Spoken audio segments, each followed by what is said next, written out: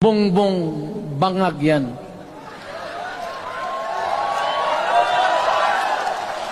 That's why sinasabi ko na sa inyo ngayon, si Bongbong Marcos bangag noon, ngayong presidente na bangag natin ang presidente. Mr. President, Ma'am Lisa Araneta Marcos, hindi ninyo ako kalaban. Wala akong sinasabi ng masama. Hindi lang ako makakampanya noon. Alam mo, iniiwasan ko ito.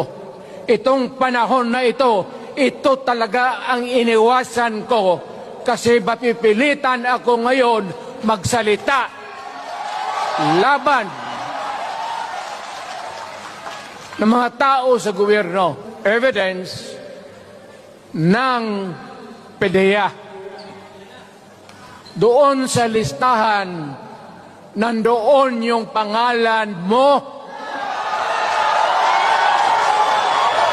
Ayaw kong sabihin yan kasi magkaibigan tayo. Kung hindi magkaibigan, magkakilala. Ikaw pumapasok kayo ng alanganin. Mr. President. A few moments later. Na ang alyansa, buo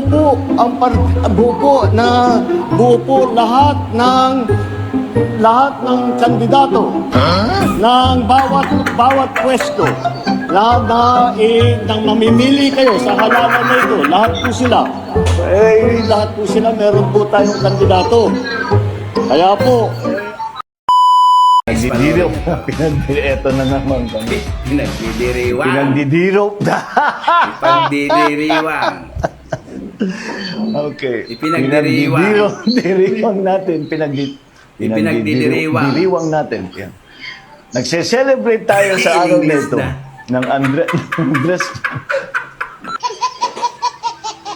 Ay, ginawa ko, Diyos ko. yeah, ito yung, meron kinakabit dito. Dito may filter na kinakabit dito. Tuturuan kayo ng mga DSW. Ito yung buo. Ito, yan. Paglabas ng tubig dito malinis na. Pwede nang inumin. Para makasiguro kayo, pwede nyo rin pakuluan pa muna. Para siguradong sigurado. Pero iniinom namin yung palabas dito, hindi buhay pa kami. Kaya okay lang. Once again, Congratulations congratulations po sa inyong lahat. Well deserved. Sa kanya, sa tatay pala niyan. Since I was young, I've been surrounded by educators. From my grandmother to my mother and now to my wife. Bear in mind, speech to ng tatay ko, si akin. I have seen, just making that clear, I have seen the countless sacrifices that teachers make every day. Huwag na kasi mag-screen.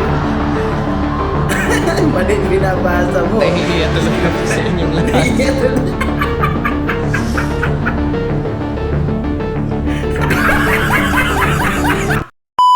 Ito ngayon ang problema. Ang problema, walang lumilipad na eroplano. At yung mga airport ay tinatamaan na. Yung mga tumulong sa Amerika at yung mga bansa na tumulong sa Amerika.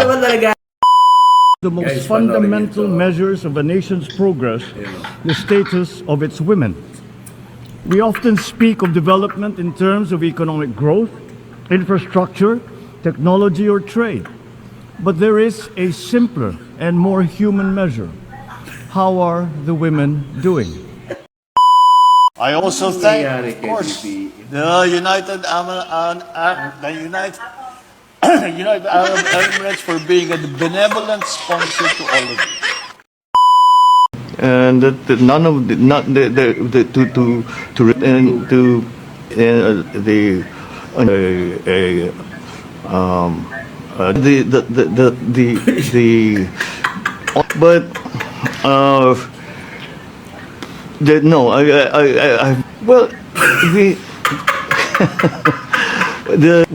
Why, that's funny.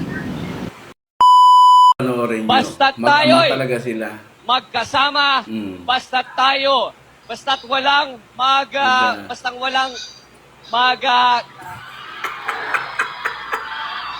Hindi ko po makakalimutan na makita ang inyong mga ngiti. Makita, maya yung kayo ay mag-alamano. Kayo ay sa inyong sigaw, inyong mga halik.